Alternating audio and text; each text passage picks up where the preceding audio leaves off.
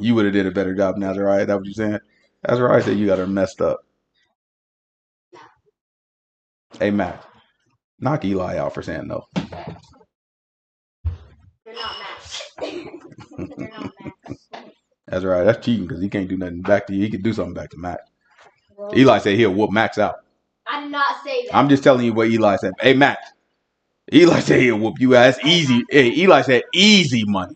You know what I'm saying? Easy money. Not even a sweat. Ain't worried about it. That's what Eli said. Ain't worried about it. You know what I'm saying? It's all right. Sabbath peace. Sabbath peace. It's another opportunity for us to come together and hear and learn of the word of truth that's given to us by the Most High God. So Azariah, click chat for me on the left screen.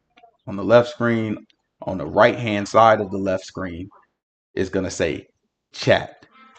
Click that button that says chat for me. Oh, don't click until you see the chat, though. You know what I'm saying? Right? No, not this one. Right here. What are you pondering on? Because I know you're probably going to ask, what did we learn last week? You trying to get ahead of it? All right. What was we talking about? It's another opportunity for us to come together, hear and learn the word of truth that's given to us by the Most High God. In the day of the Lord. All honor goes to the Father through the Son, whose name is Yahushua. Remembering Moses. In him lies the only hope for salvation. We know that it is obtained by grace through works, through grace. Grace through faith. Through grace, not of works, lest anyone should boast. Given freely to all who obey him. But if you do not obey him, it is made manifest or made obvious that you do not believe. In this state, you should expect no good thing from the Most High. However, anything that you do give, whether it be a gift of tongues, a gift of prophecy, or any supernatural experience that you may have, it can and it will be used against you in the day of judgment. With that said, peace to the saints that are in the room, to the saints that are watching in on the camera, to the saints that are scattered around the world that we don't even know about, the saints in the chat. But no peace to the wicked. The only thing we say to them is repent that they might live. All right. Now, what we talked about last week? We were talking about the seven trumpets. Nope. No, I'm just playing. Did we talk about 7 trumpets last week? I think so. What else we talking about? He said the 7 trumpets last week. What else? Talked about how the Yeah.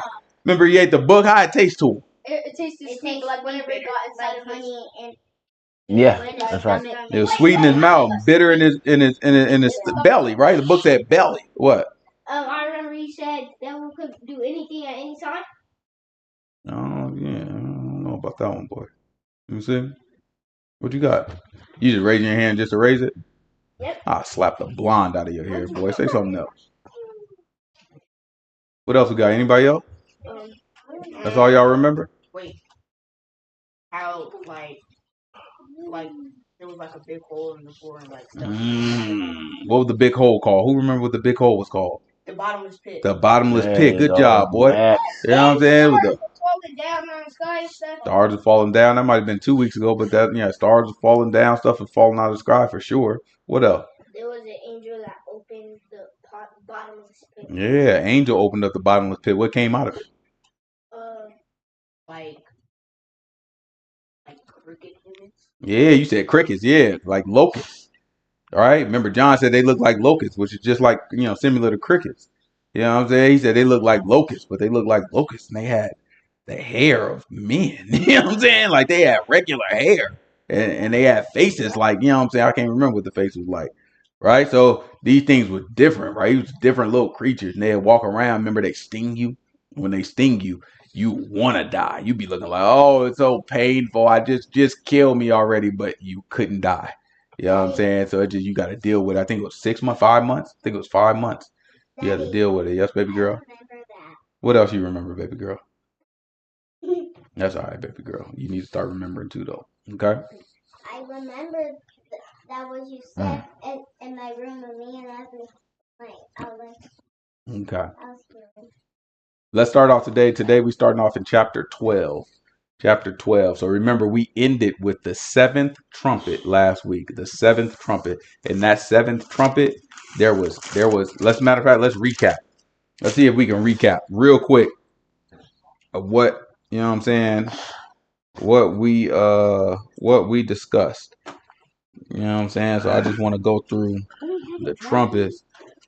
We're going to get to that. But let's go to the trumpets first. And here are the trumpets. So remember, we had the hail. Trumpet 1 was hail, fire. Hail and fire mingled with blood. And it burnt up all the trees and the green grass and all that, right? That fell out of the sky, right? Then the next thing that we saw, it was something like, looked like a big old great burning mountain. That's like a big old meteor, big old asteroid, whatever you call it, right? And they came down and that hit the ground. When that hit the ground, it killed a third of all the sea life, right? And all the ships were destroyed. A third of the ships were destroyed. Then there was another star, right? So another thing that came out of the sky, it was like, the book called it wormwood. It was like wormwood, which is like saying poison. And that hit the rivers, and it poisoned a third of all the rivers. You know what I'm saying? And a lot of people died because it poisoned all the rivers, right? Y'all stop playing, put the ball away, just sit down, pay attention, put the ball away, right? Then you have the fourth trumpet. The fourth trumpet, the sun and the moon and the stars, it stopped giving light for a third part of the day, right? So there was an extra part of the day that was just dark, right? Not even the moon and the stars were shining. Then you have a star that fell out of the sky, and this one was where the angel opened up the bottomless pit. That was the fifth. That was the fifth one. Then them creatures came out and started stinging people, and they wanted to die, but they couldn't die. Right? Then you have the sixth one, and then that one, an angel came out of a river called Euphrates. So the Euphrates River, I think it dried up. Did it dry up? Mm-hmm. Yeah. So it came out of the Euphrates River, and then different creatures, 200 million creatures came out and start killing everybody. So it killed a third of all the people. So at this point, we reduced Earth to half of its population from where we started, right? So let's just estimate that it's somewhere around 4 billion people living in the world. Today, there's about 8 billion people living in the world. So again, that's like being in a room and you count everybody. 1, 2, 3, 4, 5, 6. Okay, we got to get rid of 3 people. And it's just randomly 3 people that's in this room just ain't here no more, right? That's how it would be. All right. You imagine 3 of your friends. If you imagine 6 of your friends, then you got to imagine 3 of them died. Right. And that's not going to be comfortable for anybody when they go through that. Right. Then the last trumpet. Right. The last trumpet was the trumpet that brought silence. Right. Was it silence? No, this is not the silence. Darkness. The last trumpet, it brought the judgment of the Most High God. You had silence in the space for 30 minutes or something. I think that was the sixth. The last seal was silent for 30 minutes. But for the last trumpet, the angels the creatures in heaven start saying, you know what? The world has become an ownership of Yahushua, right? The Messiah has taken over. So he became king, is what they were saying. And then all of a sudden, we go into chapter 12, which we're about to read today. So I set that up because chapter 12 is about to reset the scene for us. So far, starting at chapter 4, we've been getting like pretty well sequenced, right? It's like one thing happens right after another, and it's like one clear vision that goes all the way through. Now in chapter 12, it's going to reset, and it's about to take us back in time, right? And the imagery that we're about to read is about back in time, and we're going to try to break down what that imagery is and what it means, all right? We got a lot to get through, so let's get a move on it. This is Revelation chapter 12, verse 1. And there appeared a great wonder in heaven, a woman clothed with the sun and the moon under her feet, and upon her head a crown of 12 stars. And she being with child cried, travailing in birth and pain to be delivered. And there appeared another wonder in heaven, and behold, a great red dragon having 7 heads and 10 horns and 7 crowns upon his head. And his tail drew the third part of the stars of heaven, and did cast them to the earth. And the dragon stood before the woman which was ready to be delivered, for to devour her child as soon as it was born. And she brought forth a man-child who was to rule all nations with a rod of iron. Right. So she brought forth a man-child who was to rule all nations with a rod of iron. Right. So let's try to figure out who we talking about real quick. This is Genesis chapter 37. I'm sorry, verse 9. This is Genesis chapter 37, verse 9.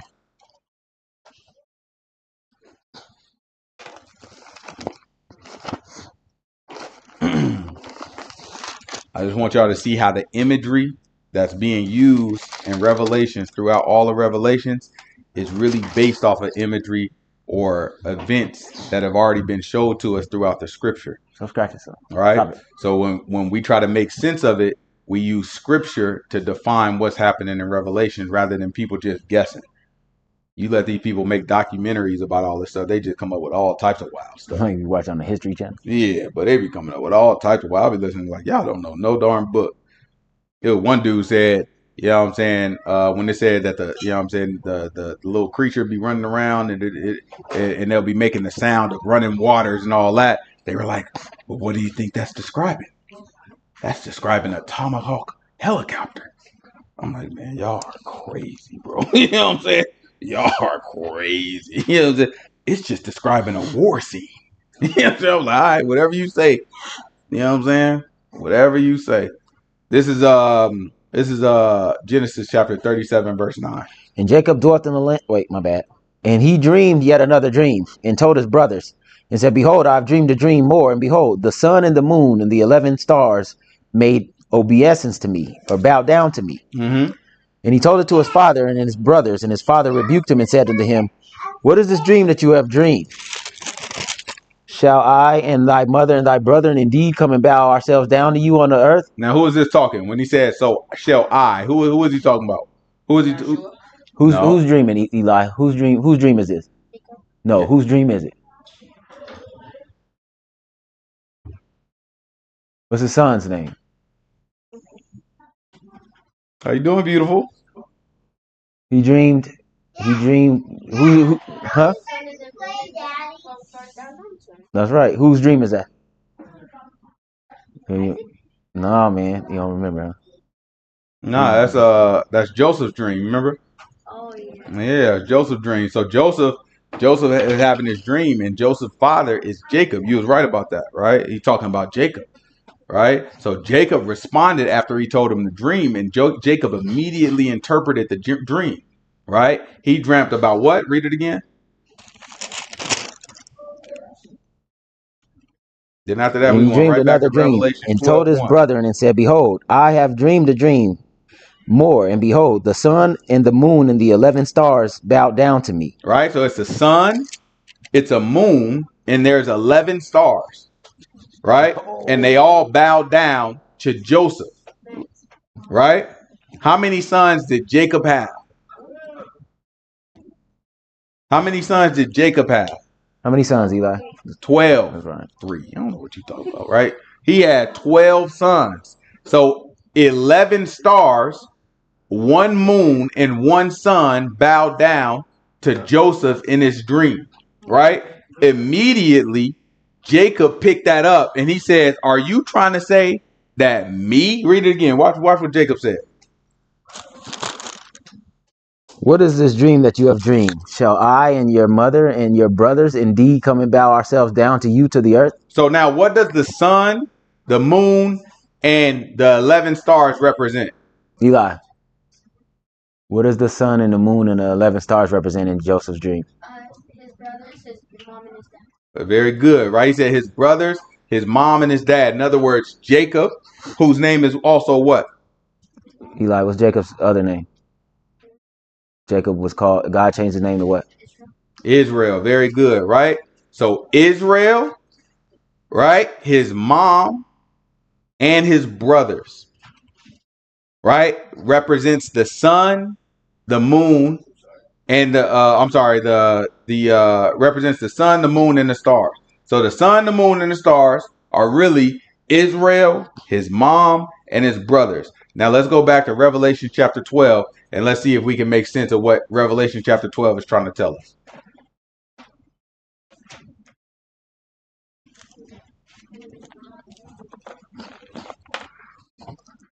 And his, wait, sorry.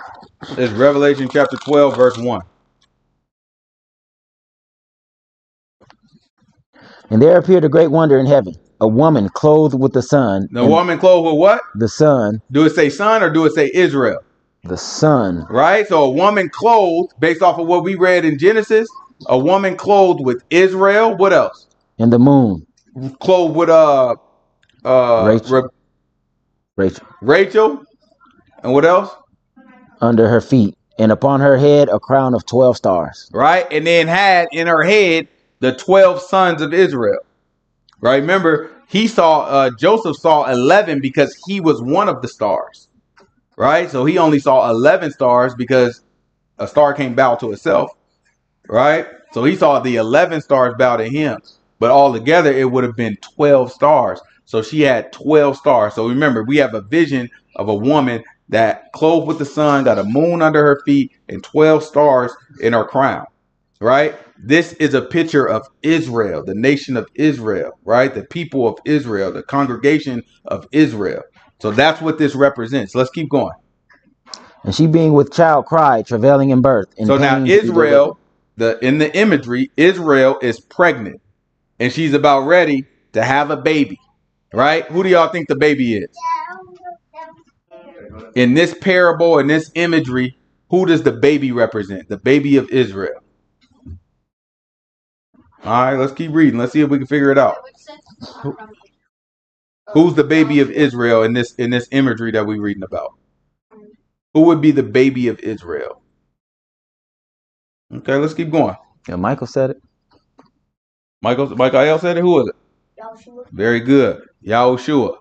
Right? So Yahushua is going to be the baby that Israel is pregnant with. So watch this. Keep going. And she being with child cried, travailing in birth, and pain to be delivered. And there appeared another wonder in heaven, and behold, a great red dragon having 7 heads and 10 horns and 7 crowns upon his heads. And he in his tail drew the third part of stars of heaven. Now there was a great red dragon. And this dragon was described as pulling down the 12 stars. Right? I mean, I'm not the 12 stars. Third part of the stars. A third of the stars in heaven. So when you think about stars, stars are also angels, right? Heavenly bodies. So he took heavenly bodies and pulled them out of heaven, right? With his tail. Keep going. And cast them to the earth. And the dragon stood before the woman, which was ready to be delivered, to devour her child as soon as it was born. Mm-hmm. And she brought forth a man-child, who was to rule all nations with a rod of iron. Mm-hmm. And her child was caught up to God and to his throne. Right? So that's talking about Yahushua. And Yahushua went to the right hand of the Father. Now watch what happens after Yahushua goes to the right hand of the Father. And the woman fled into the wilderness, where she had a place prepared of God, that they should feed her there 1,260 days. Mm-hmm.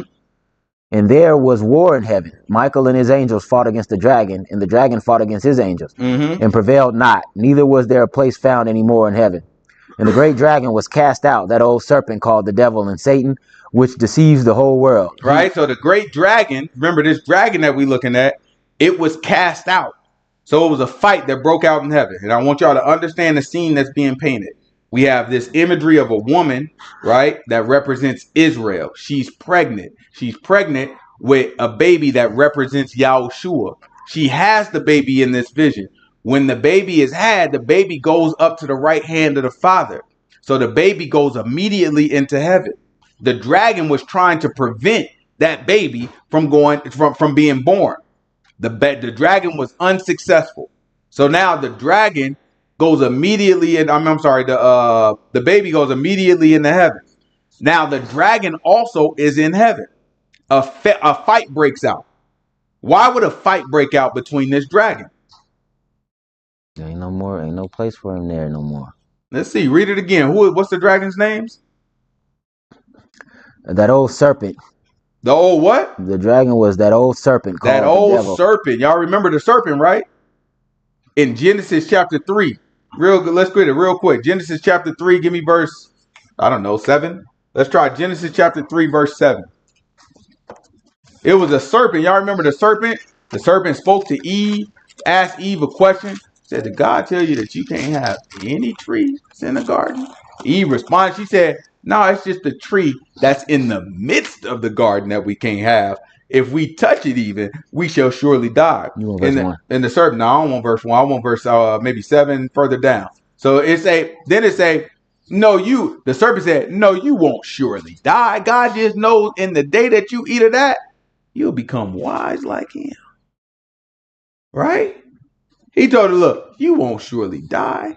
You'll actually become wise and you'll become like him. Right? Then the Most High God came and dealt with them, kicked them out. But watch what the Most High God said to Eve. What I want, verse 7, verse 10, verse 9. What I want. Yeah, we'll do start at 8. All right, this is Genesis chapter 3, verse 8. Watch what the book says. And they heard the voice of Yahuwah walking in the garden in the cool of the day. And Adam and his wife hid themselves from the presence of Yahuwah amongst the trees of the garden. And Yahuwah called unto Adam and said unto them, Where are you? And he said, I heard thy voice in the garden, and I was afraid, because I was naked, and I hid myself. And he said, Who told thee that you were naked? Hast thou eaten of the tree where I commanded thee that thou should not eat? And the man said, The woman whom you gave to be with me, she gave me of the tree, and I did eat. And Yahuwah God said unto the woman, What is this that you have done? And the woman said, The serpent beguiled me, and I did eat. And Yahuwah said unto the serpent, Because thou hast done this, you are cursed above all cattle and above every beast of the field. Upon thy belly shalt thou go, and the dust shall you eat all the days of your life. And I will put enmity between you and the woman, and between thy seed and her seed. It shall bruise thy head, and you shall bruise his heel. He said, I will put enmity between who? You and the woman. And her what? And between thy seed and her seed. So now, enmity means that they're enemies. Right? They at each other. They at war. They fight. So who lives in heaven? God. Jesus. I don't know nothing about that, but who live in heaven? Yeah. Yeah, God. Who else? Angels. No, not Eve. Angels. Right? Are there any humans in heaven? No humans, right? So now when it says the woman's seed, who are the woman's seed? No. Who are the woman's seed? Y'all are the woman's seed. I'm the woman's seed. All the humans. What? Humans are the woman's seed, right? We all come from Eve. Right? So now, it's war between us, humans, and between Satan and his minions. Right? It's war between us. It's not war between Satan and God. It's not war between Satan and the angels. That's why the dragon was in heaven. That's why Satan was in heaven. Right? Because his war is only with humans. But what is Yahushua? He was a human. Yahushua is the son of Adam, which means he is a seed of Eve also. So now, when he goes to heaven, what happens? It's war. It's war. Right? Now there's enmity between her seed, Yahushua, the son that went up, you know what I'm saying, that went up into the right hand of the Father, and enmity between the dragon. So a war breaks out. So let's go back to Revelation chapter 12. I just want y'all to understand the scene, understand why these things are happening. Right? This is Revelation chapter 12. What verse I want? Probably verse 7. 9. This is Revelation chapter 12, verse 9. Watch what the book say.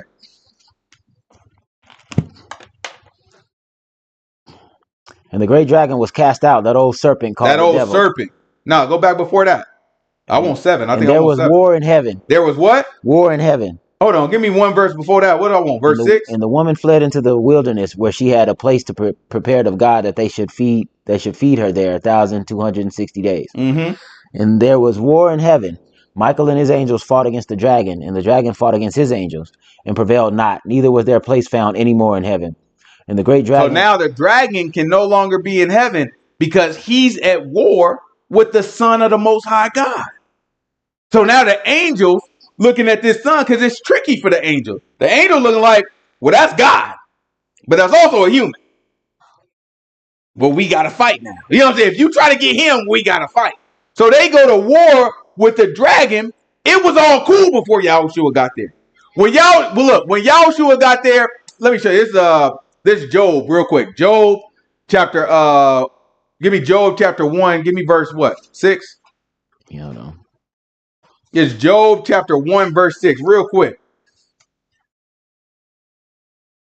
Because I want y'all to see the difference. Right? I want y'all to see the difference of what it looked like before Yahushua go to heaven. You know what I'm saying? And what it looked like after Yahushua go to heaven. Because a lot of people don't understand that. A lot of people think the devil and God is at war. That don't even make no darn sense. How you go to war with God? The only people trying to go to war with God are humans. Because there's enmity between sinners and God. That's who try to go to war with God. To no avail. You know what I'm saying? The devil ain't trying to go to war with God. That don't even make sense. But he is trying to go to war with the Son of Man. He is trying to go to war with the Son. Because the Son is a human. Right? Remember, he came in the flesh. God's spirit was put in the belly of Mary. You know what I'm saying? And she had a baby. So he was in the flesh, a human being, regular just like us. But he had the spirit of the Most High God in him. Now it's tricky. Right? Now it's tricky. Now things get a little tricky. I don't know how to deal with this because I'm programmed to be an enemy to you. Right? Y'all don't remember when we were reading the gospel that the demons and everything was in these people? And Yahushua would be like, come out of him. They'd be like, is it our time? You know what I'm saying? Because it's tricky. It's looking like, wait, we supposed to be at you, but at the same time, we have to obey you. And you remember the people saw him command demons, and they're looking like, I've never seen a human being command demons to come out. Because he's also God. So it's like, demons got to obey God. A lot of people think demons is up against God. No, they got to obey him. How you think Yahushua taught people to command demons out of people? Because they have to obey God. And they were talking to God. But we looking at him like he human. But he actually God. And he's still human. So everybody confused. The devil all messed up. He looking like, I got to get it. But the angel was like, no, we can't let that happen. Get your butt out of here. But before that happened, this is how I look. This is Job chapter 1, verse 6. Watch what the book say. Now there was a day when the sons of God came to present themselves. Sons of God are angels, right? That's what we would customarily call angels. So it was a day that the angels came before Yahuwah and presented themselves. What else? And Satan came along also among them. Look, no war, no fighting, complete peace. Sons of God is right there and among them. What does among them mean? With them. Right? Come here, Max. Let me show you something. Come here, Zakai. Hurry up. Hurry up. I'm trying to run a show. You know what I'm saying? Look, y'all stand right here. You know what I'm saying? If I say Zakai and Max came to the show, right? And I was among them. What that mean? That mean I was way over here? No, boy, I'm right in the middle of these boys. And I'm among them. Right? That's how I look. So you got angel, Satan. Standing right in the midst of these boys. And let's see how God was like, go to war. Watch this. And Yahuwah said unto Satan, whence comest thou? He said, look, he skipped the angels. Angels sitting there like, God, anything I can do for you? He skipped there. Hey, I'm about the way. Satan, where you coming from, boy? God having a cordial conversation with Satan. How is that God's enemy? We don't have to get it. But in the, what is it? The 22nd chapter of Kings? What is it? Is the 21st chapter of Kings? 22. 22nd chapter of Kings, 1 Kings. You had the Most High God, what's his name? The prophet Micaiah. Yeah, the prophet Micaiah. Micaiah had a vision, and he is like, man, I saw God in heaven. He asked the spirits, and he said, man, look, what spirit is going to go and cause Ahab to go to war? Right? Going to trick him into thinking he about to win this war, and I'm going to kill him with it. He said, Most High God asked, who is going to make him do this? A bunch of spirits came with business plans. And look, this is what I'm going to do, this, that, and other. But it was one spirit that got the job. Guess what his name was? The lion spirit. He said, look, this is my business plan. I'm going to go out and I'm going to be a lion spirit to all the prophets. And I'm going to make all these prophets lie and tell him that he's going to win this war. That's going to make him go. Most like I heard his business plan. He said, that's something I can invest in. He said, that's something I can work with. Go ahead and do it. And you're going to accomplish it. Right?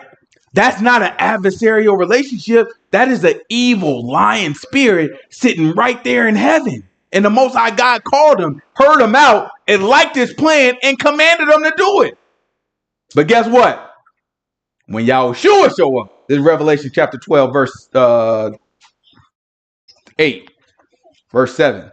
This is Revelation chapter 12, verse 7. When Yahushua pop up now, 6, 7, You know what I'm saying? When Yahushua pop up, you know what I mean? It's on and popping.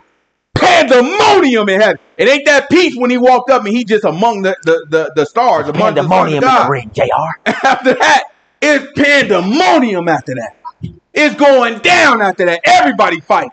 Oh my God, JR. You remember the angels were sitting right next to Satan, no problem. When Yahushua pop up, think of Satan like a robot, right? You ever seen one of them robot movies? And it's like, you know what I'm saying? You remember the Mandalorian? Who remember the Mandalorian? Who ever seen the Mandalorian? In the first season of the Mandalorian don't like no androids. He's not into that. He don't like no darn droid. Do not put no droid around him, right?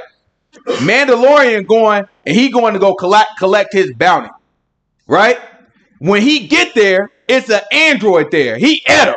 Bow, bow. The android shooting back at him. Bow, bow. They dodging. Bow, bow. Mandalorian capping. Bow. You know what I'm saying? Pop him one time. He end up reprogramming the android, right? But before he reprogrammed the android felt like my mission is to get the little Yoda thing. That was his mission. He couldn't control himself. He looking like, look, I like you. You good. But I have to get him. This is my mission. I got to grab him. Mandalorian had to reprogram him to get him to do what he's supposed to. And he still had it deep inside of him. Right? That's how Satan was. Satan up in heaven just like any other day. Satan feeling like it's a normal day. Everybody switched up on Satan. He got up there like, look, man, you know what I'm saying? I just come to get my orders. Who you want me to get next? Then he see Yahushua sitting at the right hand of the Father. He look at that. He said, you know what I'm saying? You ever seen, look, back in the day, you know what I'm saying? Back long time ago, you know what I'm saying? Back in the day, you be in a party. You know what I'm saying? You lean back like this. You know what I'm saying? Then one of them boys walk in. You know what I'm saying? One of them boys you kind of been looking for. They walk in. Y'all lock eyes like this. Then he give you one of these. Then he might throw something up. You know what I'm saying? See something like that. Then you slide off of the wall like this. Be like, you know what I'm saying? Start pulling up your pants because now it's time to get ready. So you slide off. It's all slow motion till it go down. You know what I'm saying? You slide off like that. You looking like, oh, what's happening? You know what I'm saying? That's what happened. Yahushua just sitting there minding business. Satan, he pop up. He minding his business. And he looking like, yeah, just coming to get my order. He see the man. He looking like, oh, what's happening? What you talking about? Then they start arguing. Then, you know, Yahushua ain't got to lift a finger. That's crazy. He ain't got to he's still sitting in the throne. He's sitting there. Yahushua laughing like, look at this boy. You know what I'm saying? Look at this boy. The angel looking like they looking back and forth in the middle. They know what side they on. They say, oh, now we got to knock you out. So now they rumbling because Satan got his spirits. God got his spirit. So now they start rumbling. Yeah. You know what I'm saying? Dipping people. Yeah. You know what I'm saying? Yeah. Who you think winning? The angels is winning, right? Angel go. So Michael, right? Read about what Michael said. Go back. What's what? Verse 6? Verse 5? There was war in heaven, and Michael and his angels fought against the dragon. And the dragon fought against Michael came up. He said, what? Hey, y'all line up on that side. Get them over there. Hit them with the right flank. They going up. They line up with them. Wow. Yeah. Get them out there. What they do with them after that? And fought against his angels and prevailed not. Neither was their place found anymore in heaven. Y'all can't win. He telling you can't. Michael stepped up. He said, look, man, I ain't got time for this stuff. Hey, look, line it up. Hey, man, what you doing there? They prevailed not, book say. Book say they prevailed not. And neither what? And there was neither place found anymore in heaven. Now you got to get out.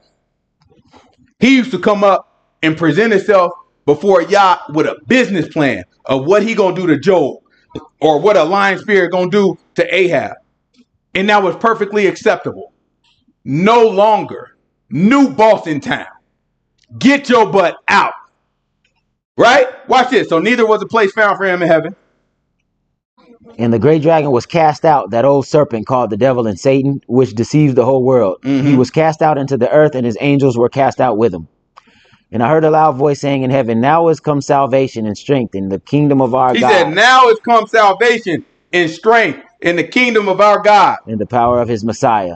For the accuser of our brethren is cast down, which accuses them before our God day and night. And they overcame him by the blood of the Lamb and by the word of their testimony, and they loved not their lives unto the death.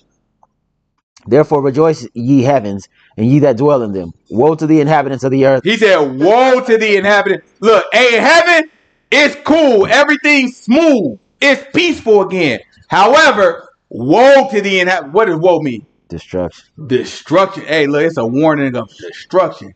Hey, but it's about to be bad for y'all down there on earth. Watch what he say. And of the sea. Uh-huh. For the devil has come down unto you, having great wrath, because he knows that he has but a short time. He knows that he has but a short time. So now, I want us to put this in a timeline. When did this happen? When do y'all think this happened? 1986. Is it going to happen in the future? Did it happen at the beginning of the world? Or did it happen at some other time? When do you think this happened? Some other time. Some other time, yeah, okay. What other time? When did this happen? When do you think this happened? Before the year to me. Any other answers? I don't know what you're talking about. In the future? In the future? Any other answers? No, wait, in the past. In the past. Definitely in the past. But look, let's talk about when this happened. We know a couple things had to happen based off of what we heard. Israel had to exist. Did Israel exist in the beginning of the world? No. No. Right? So Israel had to exist. Then, after Israel exists, a man-child had to be born, who we said was Yahushua. Did Yahushua exist in the flesh in the beginning of the world? No. No. Right? Was Yahushua in the future or the past in terms of the context of him being born? The past. Yeah. Right? That happened in the past. So then Yahushua was born out of Israel, and then he went up to the right hand of the Father. Had that already happened? Did that happen in the beginning of the world, or did that happen in the past? It happened in the past, right? So now we know when Yahushua went to the right hand of the Father because it's captured in Acts, right? When he went up to the right hand of the Father. The angels told us, they said, man, he went up to the right hand of the Father. The same way he left, he gonna come back, right? So we know when that happened. Who was running the world when that happened? Rome. Rome, right? The Roman Empire was in some of its heights when that happened, right? That happened during the Roman Empire in the past. So I want y'all to understand that the world dramatically changed during the Roman Empire, because at that time, Satan came down to earth full time. Before that, Satan was just doing shifts on earth. And then he'd go back up to heaven, figure out what his next mission was, and then come back to earth. He's down on earth full time. So that is what we're dealing with in our generation today, and we've been dealing with since the Roman times, right? It's very important to understand that, because we're going to understand what the beast is and all the 7 heads and how the beast is operating off of the power of the dragon, right? We're going to talk through all that hopefully today, right? So let's look at what Yahushua prophesied to us. This is Luke chapter 10. Give me verse 17 real quick. This is Luke chapter 10, verse 17. After that, we're going to go to John chapter 12. It's stuff that we read over that a lot of people, they don't even know what this is talking about. But now I'm about to show y'all how all this aligns. What? John 12? This is Luke chapter 10, verse 17. After that, we're going to John chapter 12, verse 26. Then we're coming back to Revelation chapter 12, whatever we left off on.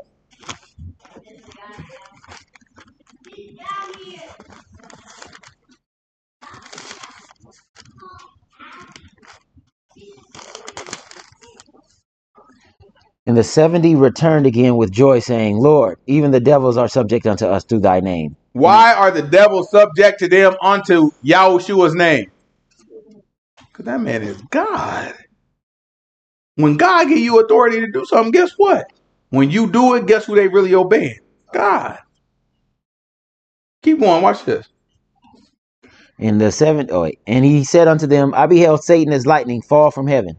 Behold, I give you power to tread on serpents and scorpions and over all power of the enemy, and nothing shall by any means hurt you. Notwithstanding in this, rejoice not that the spirits are subject to you, but rather rejoice because your names are written in heaven. Right? That's why you need to rejoice, because your name is written in heaven. But what did he behold? When it says behold, what does that mean? I saw.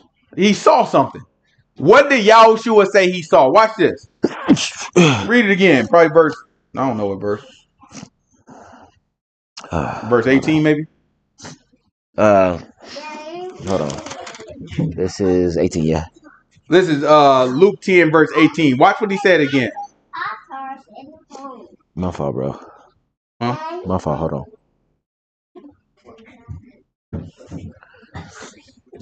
This Luke chapter 10 verse 18. Watch what the book say.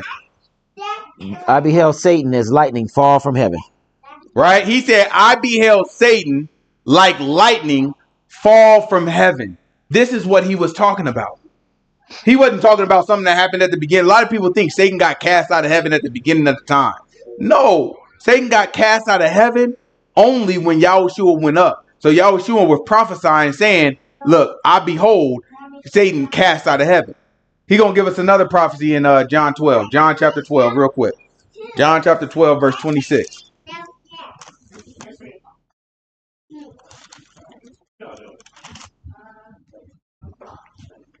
This is John chapter 12 verse 26.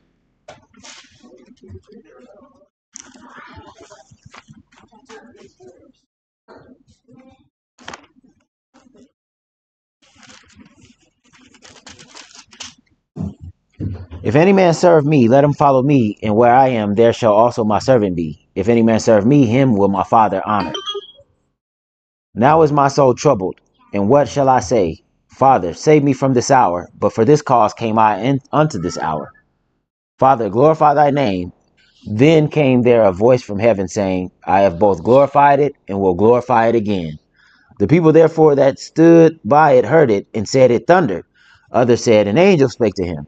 And Yahushua answered and said, this voice came not because of me, but for you, for your sakes. Now is the judgment of this world. He said, now is the judgment of this world. Watch this. Now shall the prince of this world be cast out. He shall be what? Cast out. What do you think he's talking about? He's talking about something that happened at the beginning of the world? No. He's talking about what we just read in Revelation chapter 12. He's prophesying. It hadn't happened when he said it, but he's telling you, I'm about to die. And when I die, I'm going to the right hand of the Father. And he's warning you, look, it's about to get real. Because the prince of this world, the ruler of this world, is about to get cast out of heaven. And he's going to be stuck with you full time. Right? Read it again. Now is the judgment of this world. Now shall the prince of this world be cast out. And if I be lifted up from the earth, will draw all men unto me. Right? When he get lifted up, guess what? Satan got to get cast out. The prince of this world. Let's go back to Revelation, where we leave off. It's important to see it, that we are dealing with a different world. There's historians, while the brother is going back. There's historians that wrote about history, right? Wrote about events. And many historians have the same observation about the world. They say, you know what? It feels like later in the Roman Empire that the world just got more treacherous, more evil. Things just went all bad. People had less honor, less respect for one another.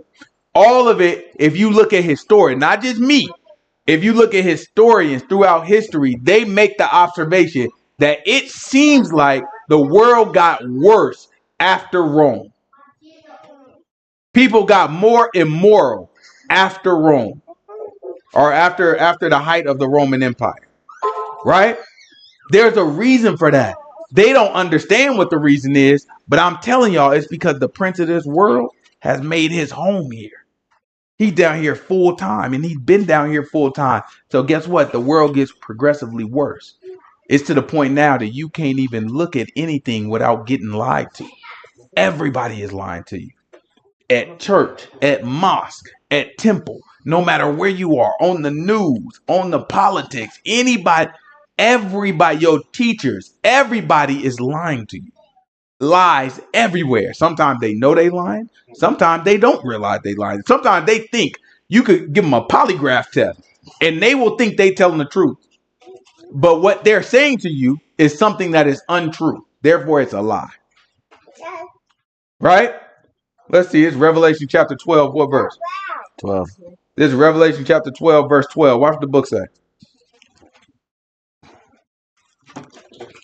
Therefore rejoice, ye heavens, and ye that dwell in them. Woe to the inhabitants of the earth and the sea, for the devil is come unto you, having great wrath, because he knows he has a short time. And when the dragon saw that he was cast out unto the earth, he persecuted the woman and brought forth the man child. And to the woman were given 2 wings of a great eagle, that she might fly into the wilderness, into her place, where she is nourished for a time, and times, and half a time. All right, this is talking about, I believe this is talking about our time when we went into Africa, right? And we were hidden, right? We were hidden from the Romans. We were hidden from the Europeans at that time. We were in Africa. People left us alone. We could build our colonies. Everything was good until Muhammad, right? So Muhammad came about around 1500, about 1600, I think, somewhere around there. Right? Before that. No, I'm sorry. Well before that. 500 of me. He came about 600. Right? So he came about 500 years after, probably about 500 years after Yahushua died, about 500 years after we got chased out of Israel. Right? And then after Muhammad coming, not right away, but after he came, he started to build up an army. They started to build up their resources. They started to convert people. Then eventually, right, they started to move across Africa until they got to West Africa, where a lot of our people were, right? And then they put us in slave, and they called the Arab slave trade, right? They caused us to be slaves. Mostly it was our women, sex slaves, is what they was doing, right? They was messing with our women and raping our women. All right, keep going.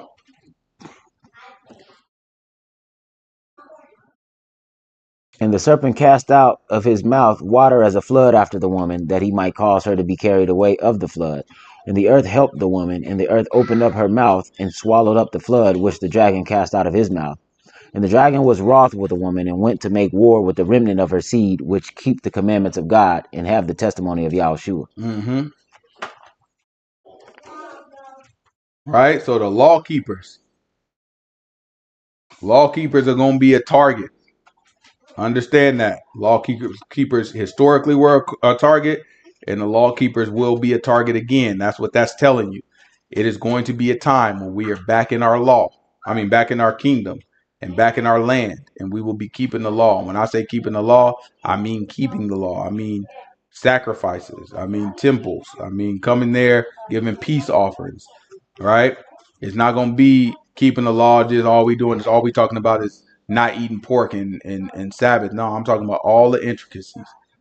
We're gonna have a law of our land that's gonna be back in effect when we go back to Israel.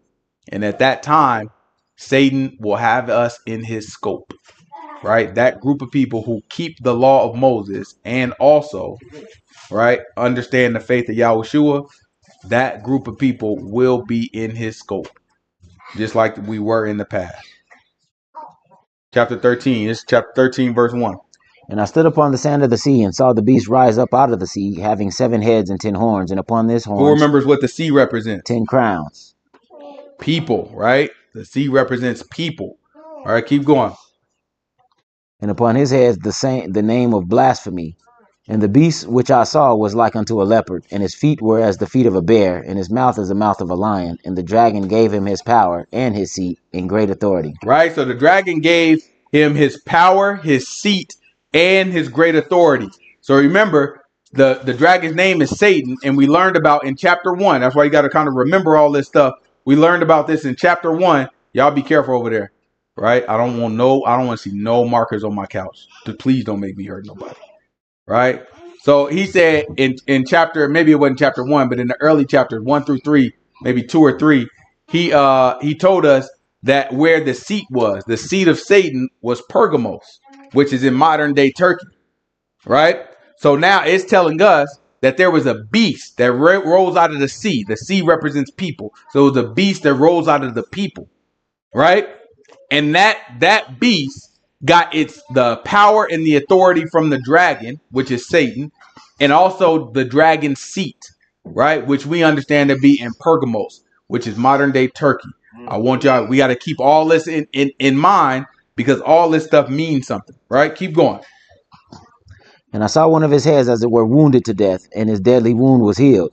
And the world wondered. Oh, well, hold on. That part's important too, because he also told us that it had a look, and he described animals that it looked like. It said a lion, a leopard, and what else? The feet of a bear. And the feet of a bear, right?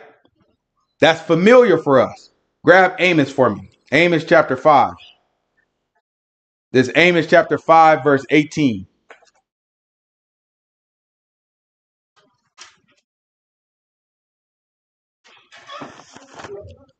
This is Amos chapter 5, verse 18.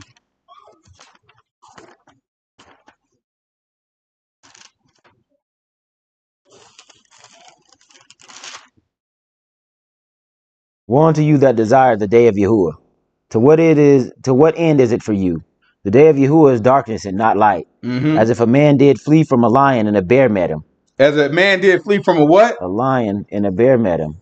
But went into the house and leaned his hand upon the wall, and a serpent bit him. And a what bit him? Serpent bit him. What you think y'all is talking about? He's telling you at the end of the world, you're going to have to deal with this beast. And even if you escape the beast, the dragon is going to get you. That's what the day of Yahuwah is. That's what y'all looking for. He's saying, look, you can't escape the day of Yahuwah.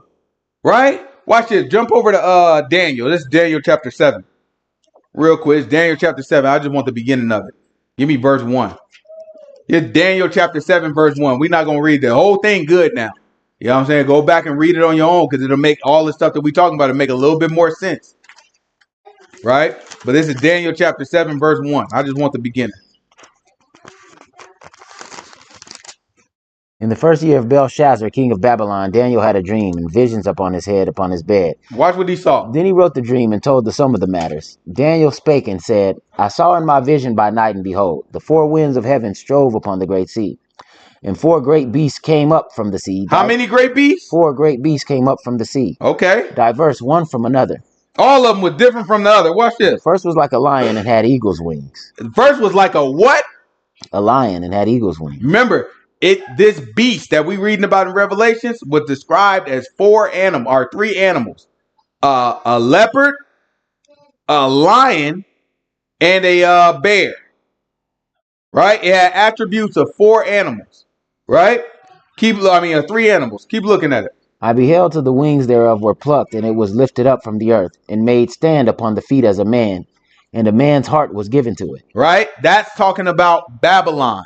Right? If we go through all of it, you know what I'm saying? Y'all can go back and look at our Daniel study, you know what I'm saying, that we did, and we break some of that down. That is talking about the nation of Babylon, who was the empire at the time. Right? Now let's look at Daniel 4. This is Daniel chapter 4. We don't have to read the whole thing. Jump on down to like verse 28. It's Daniel chapter 4, verse 28. I just want y'all to see this imagery that's used in Revelations. It's not brand new, right? It's telling you, go understand the scripture. If you understand the scripture, you'll understand this a little bit better, right? This is Daniel chapter 4, verse 20. What did I say? 28. 28. All this came upon the king Nebuchadnezzar. At the end of 12 months, he walked in the palace of the kingdom of Babylon.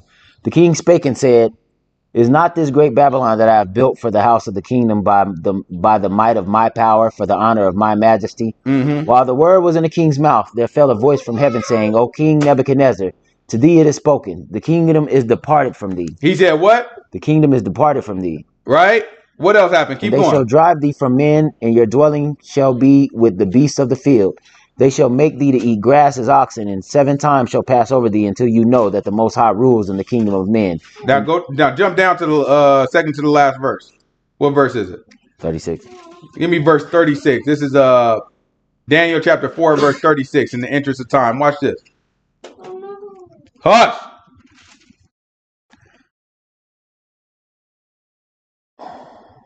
This is verse 36. Watch what the book says. And at the same time, my reason returned unto me, and for the glory of my kingdom, my honor and brightness returned unto me, and my counselors and my lord sought unto me, and I was established in my kingdom, and excellency and majesty was added unto me. Now I, Nebuchadnezzar, praise and extol the honor of the King of heaven. He praised and extol the honor of who? The King of heaven, all whose works are truth, and his ways judgment, and those that walk in the pride he is able to abase. So that's what he's talking about in Daniel 7, when he say a man's heart was given to him, right? he was made like an animal, and at the end of his kingdom, a man's heart was given in the king of Babylon. Right? All right, let's see. This is go back to Daniel chapter 7. Give me verse 4.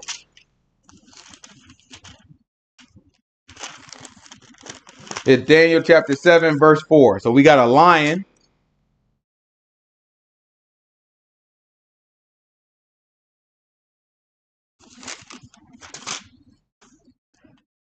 First was like a lion and had eagle's wings. I beheld till the wings were plucked, and it was lifted up from the earth and made stand upon the feet as a man, and a man's heart was given to it. And behold, another beast, a second like the bear, and it was raised up. It raised up itself on one side. Right. So now we have a bear.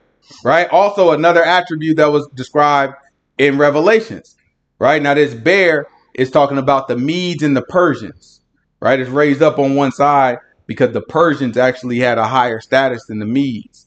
Right. So they were like a combined. There were two nations combined and working together. But the Persians were the ones that was really in the lead. So that's represented as a bear that's raised up on one side. Keep going. And it had 3 ribs in the mouth between its teeth. And they said unto it, Arise, devour much flesh. After this I beheld, and lo, another like a leopard, which had upon the... And then the leopard. Remember the leopard was described as well. Let's see. Which had upon the back of it 4 wings of a fowl. The beast had also 4 heads, and dominion was given to it. After this I saw in the night visions, and behold, a 4th beast, dreadful and terrible, a strong and exceedingly... A 4th beast. He didn't describe what this one looked like. Dreadful and terrible. And what else happened? And it had great iron teeth, and it devoured and brake in pieces, and stamped the residue with the feet of it. And it was diverse from all the beasts that was before it, and it had 10 horns. It was different from all the beasts that were before it. And it had 10 horns. What else? I considered the horns, and behold, there came up among them another little horn, before whom there were 3 of the first horns plucked up by the roots. And behold, in this horn were eyes like the eyes of man, and mouth speaking great things. I beheld till the thrones were cast down, and the Ancient of Days did sit. That's good. So he said, mouth speaking great things. So now you have 10 horns. 3 of the 10 horns were plucked up. That leaves you with how many? 7. 7 horns. And then 1 came back up in the place of those 3. That leaves you how many? 8. Keep that number in mind. 7 turning into 8. Right? It was 10, went down to 7, and that turned into 8.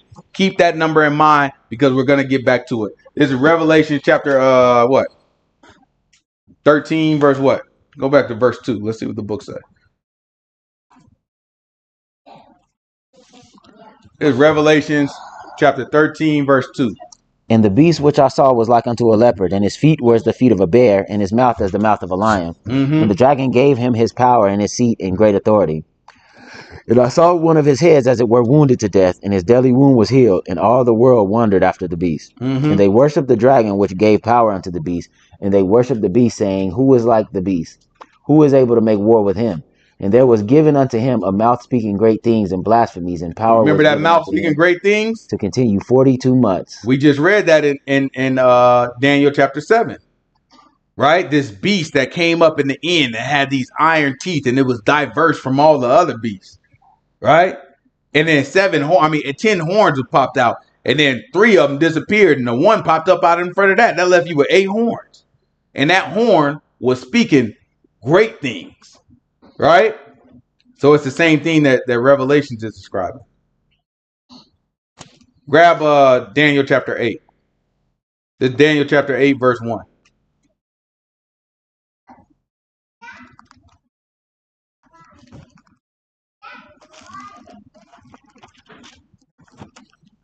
Because Daniel chapter 8 kind of gives us some key information about this beast. In the 3rd year of the reign of King Belshazzar, a vision appeared unto me, even unto Daniel, after that which appeared unto me at the first. And I saw in a vision, and it came to pass when I saw that I was at Shushan in the palace, which is in the province of Elam. And I saw in a vision, and I was by the river of Ulai. Then I lifted up my eyes and saw, and behold, there stood before the river a ram which had 2 horns. And the 2 horns were high, but one was higher than the other, and the higher came up last. I saw the ram pushing westward and northward, southward, and that no beast might stand before him. Neither was there any that could deliver out of his hand, but he did according to his will and became great.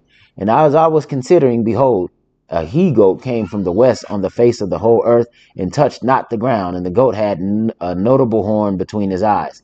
And he came to the ram that had two horns, which I had seen standing before the river, and ran unto him in the fury of his power. And I saw him come close unto the ram, and he was moved with choler against him, and smote the ram that brake his two horns. And there was no power in the ram to stand before him, but he cast him down to the ground and stamped on him.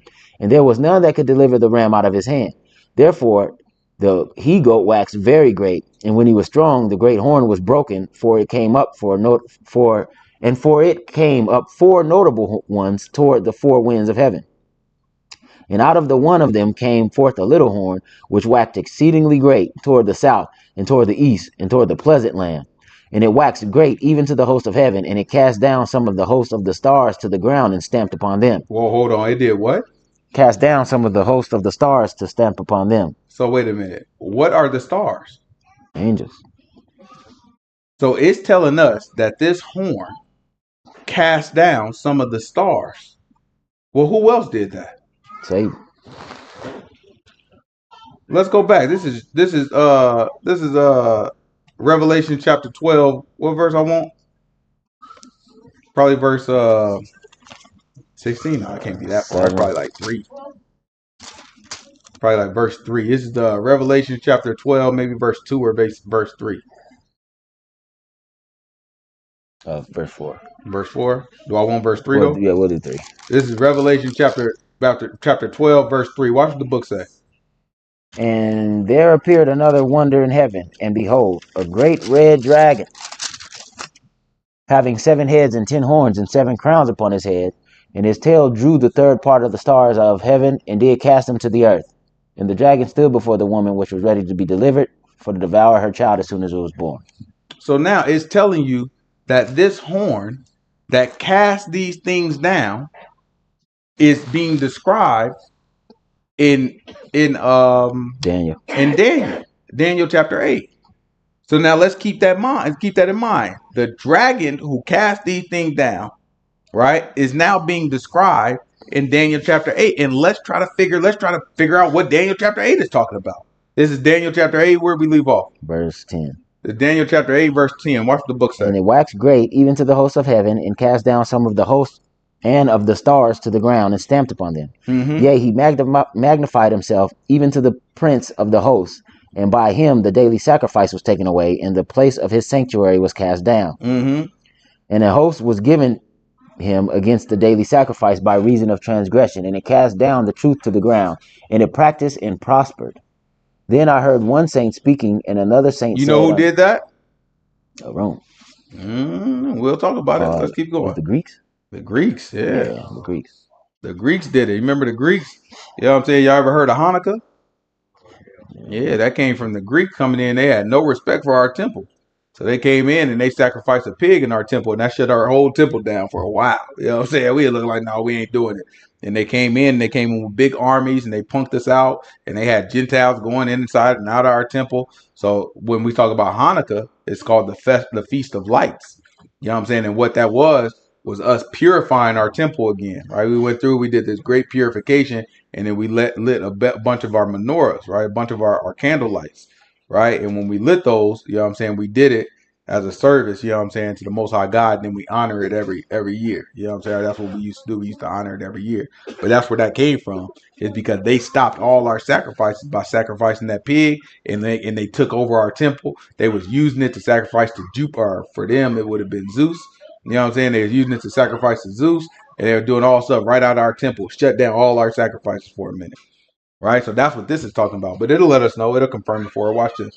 Then I heard one saint speaking, and another saint said unto that certain saint which spake, How long shall the vision concerning the daily sacrifice and the transgression of desolation, to give both the sanctuary and the host to be trodden under foot? And he said unto me, Unto 2,300 days, then shall the sanctuary be cleansed.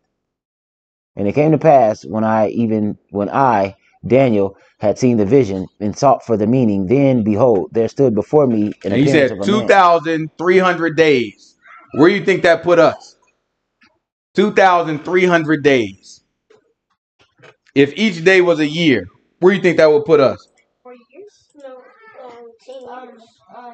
Well, it'd be 2,300 years, but what year you think that'll put us? 2025. So there's 30 and 31 months in 1 year. Well, my thing ain't coming up. 2025. 12 months. 2025. 2025. If I'm right, 3 plus 3 plus.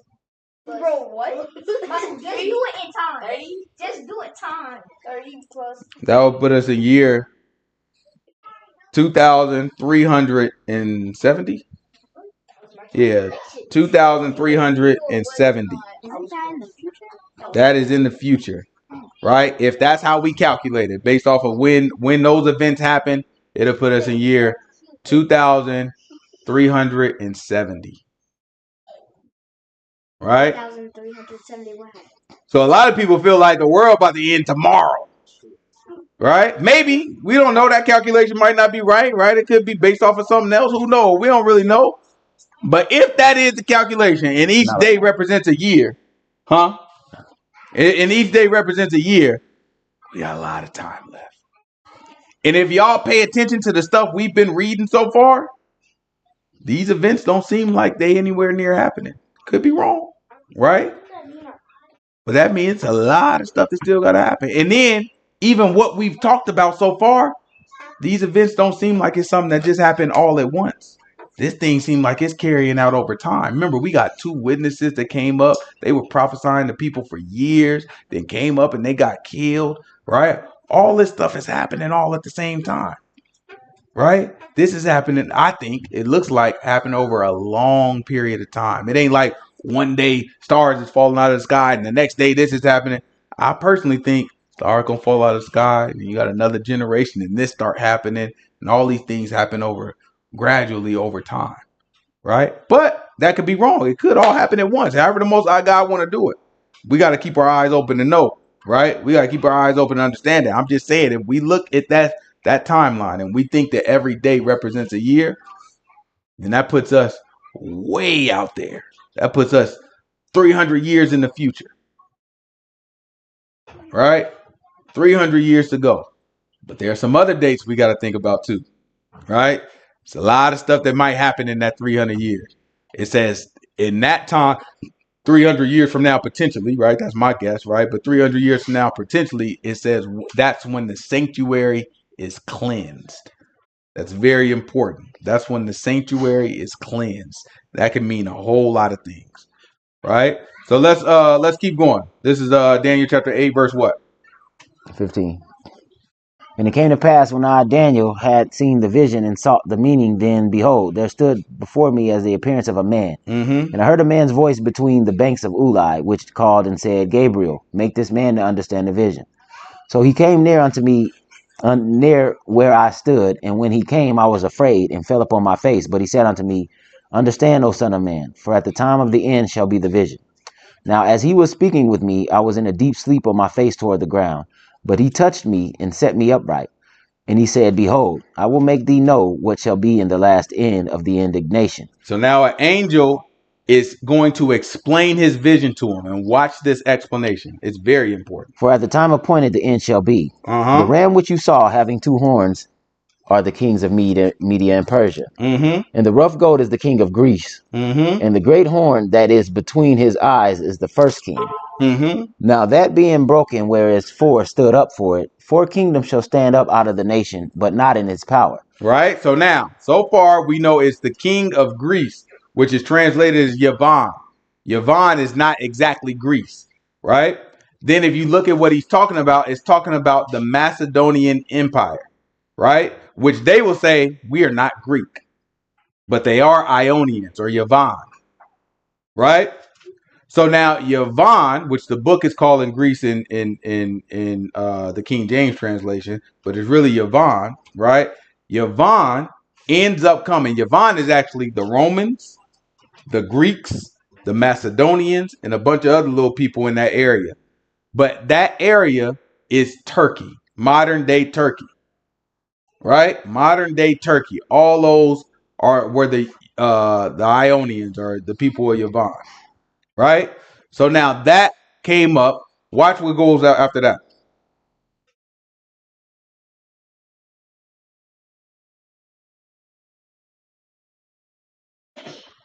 Remember, Satan's seat is in the modern day Turkey. Keep going.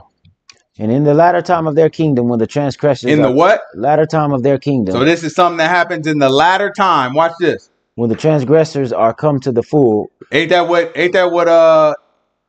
Yah told Abraham before he said, look, man, look, y'all gonna go into y'all land, but first the Amorites' transgression got to be filled. Right? And once they were full, we went back into our land, didn't we? Or we went into our land, didn't we? Mm-hmm. Right? We got taken out of our land. Remember, Abraham was in the land when Yah made the covenant with him. Right? We went into captivity into Egypt.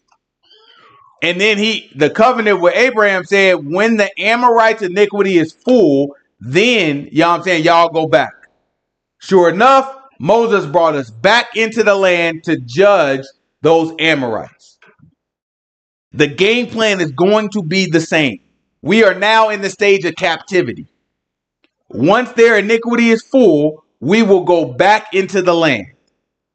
Right? Keep going.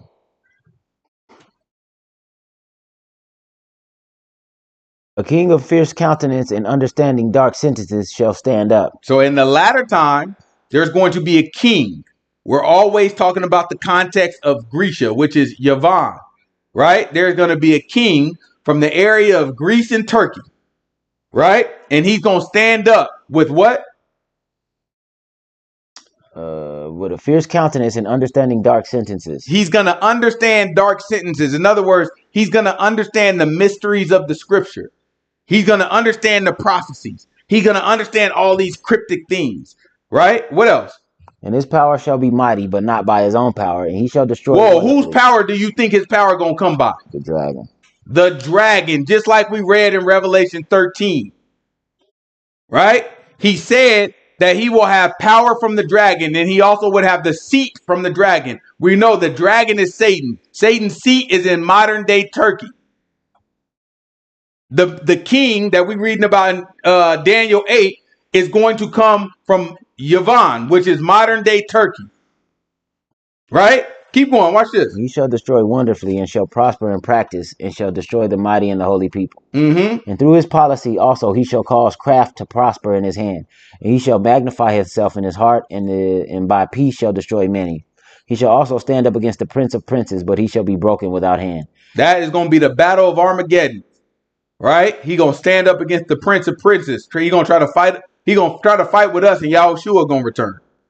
Keep going.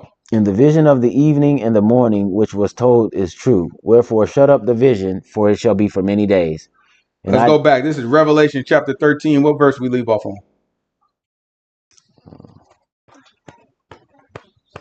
It's Revelation chapter 13. Verse 3.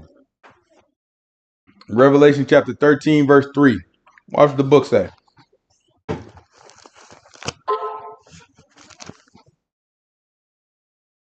And I saw one of his heads as it were wounded to death, and his deadly wound was healed, and all the world wondered after the beast. Mm-hmm. And they worshipped the dragon, which gave power to the beast, and they worshipped the beast, saying, who is like unto the beast? Who is able to make war with him? And there was given unto him a mouth speaking great things and blasphemies, and power was given unto him to continue 42 months. And he opened his mouth in blasphemy against God, and to blaspheme his name in his tabernacle, and them that dwell in heaven. Right. So who else was around for 42 months? Y'all don't remember the two witnesses? Right? The two witnesses, Moses and Elijah, who we speculate those two witnesses will be, they were also prophesying for the equivalent of 42 months. Right? If you remember what we read with the two witnesses, who killed the two witnesses? The beast. Right? So what it's saying is the same time period that those two witnesses are going to be around is about the same time period that the beast is going to be around.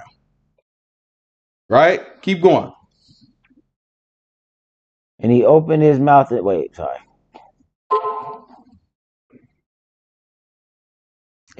it was given unto him to make war with the saints and to overcome them. And power was given him over all kindreds and tongues and nations.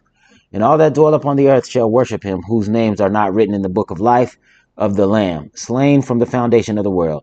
If any man have an ear, let him hear. He that leads into captivity shall go into captivity. What is that talking about? if anybody, look, he gave us a warning. He said, pretty much pay attention. If anybody has an ear, let him hear. He that leads into captivity will what? Will go into captivity. I wonder what that could be talking about. The nations that led us into captivity are going to go into captivity. A lot of people don't understand this. A lot of these Hebrew is one of these Hebrew brothers that believe that Gentiles can't get into the kingdom. So I told him, I was like, well, what this mean? You know what I'm saying? What this verse mean when it say, literally a Gentile gonna be in the kingdom? Like, what you talking about? He is like, no, see, brother, you don't understand. They gonna be our servants. I was like, yeah. You know what I'm saying? Now you think you talking to a Christian? You think I'm gonna say, oh no, they won't be. Everybody will be equal. No, yeah, you're right. My point remains. You know what I'm saying? The Gentile will be in the kingdom. What you talking about? You say that they don't know how to deal with it. I was like, yeah, they gonna be our servant. That's what the book say. They gonna be our servant. I was like, oh, you don't know our law. I was like, when Abraham got his covenant, right? Who was circumcised? Just Abraham and his kids? No, the servants. He said also the servants, even the servants that are not of your house got circumcised. It was a blessing to be a servant.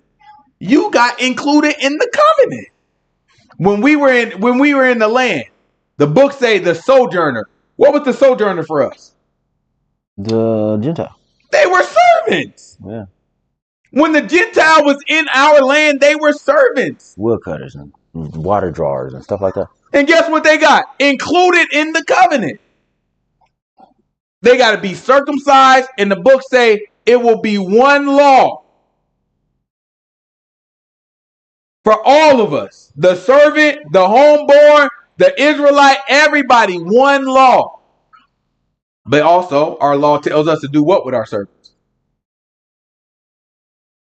You got a bondman, what you got to do? You got what? You got a bondman. A bondman? You got to treat them right. Yeah. Can you oppress the servant? Wow. Can you oppress the Gentile? Can't oppress a stranger. Oh, please. These people don't know no darn law. What you think? What you think? They going to be our servant? We going to be whipping them like they is whipping us? Never.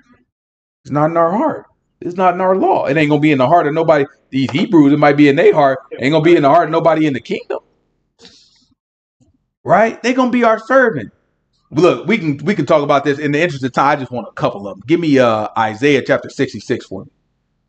I just want y'all to see it in scripture. Isaiah can't stop talking about it. Look, the whole book of Isaiah telling you all about it. They gonna be servant. They gonna come. The Gentile gonna bring them and bring in. They gonna kiss your feet. Hey, look, Isaiah love this topic. I'm just gonna give y'all a couple of them. This is Isaiah chapter 66. Give me verse 18 real quick. 66 what? 18. This is Isaiah chapter 66, verse 18.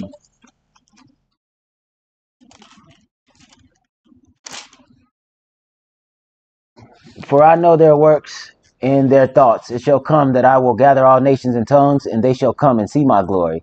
And I will set up a sign among them, and will send those that escape of them unto the nations of Tarshish, Pul, and Lud, and draw a bow to Tubal and Yavon, to the isles afar off that have not heard my fame, neither have seen my glory. And they shall declare my glory among the Gentiles. And they shall bring all your brethren for an offering unto Yahuwah out of all the nations upon horses and chariots and in litters. They're going to bring us where? From all the nations. On what? On horses and chariots and litters. Right? We will be taken back to our land by the Gentiles. Keep going. This actually don't keep going. Go to Isaiah chapter 40. What I want? Isaiah chapter 49, verse 22, real quick. Just get some short ones for y'all. It's Isaiah chapter 49, 22. If you ever want to look, just send me a message. If you want all, I got them all. You know what I'm saying? I didn't comb through this book. I got them all. You just let me know if you want any. If you just like, tell me a little bit more about what you were talking about the Gentile service. Don't worry, I got you. I got every one of them. You know what I'm saying? Just send me a message. I'll send them all over to you. I'm going to put them on the website soon. Thus says Yahuwah, Behold, I will lift up my hand to the Gentiles and set up my standard to the people, and they shall bring your sons in their arms, and your daughters shall be carried upon their shoulders. We will be carried back to our land by Gentiles. Watch this. And kings shall be your nursing fathers, and queens your nursing mothers. They shall bow down to you. They gonna do what? Bow down to you with their face toward the earth, and lick up the dust of your feet. And you shall know that I am Yahuwah, for they shall not be ashamed that wait for me. Listen, those who take people into captivity will be taken into captivity. I'm telling you, look, it's not gonna be a situation where we got to do it by force. They gonna beg us to take them cap. Please take us with you.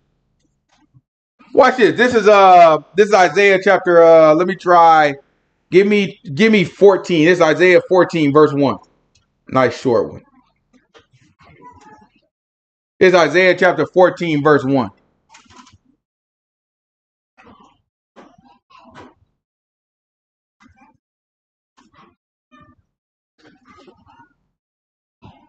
It's Isaiah chapter 14 verse 1.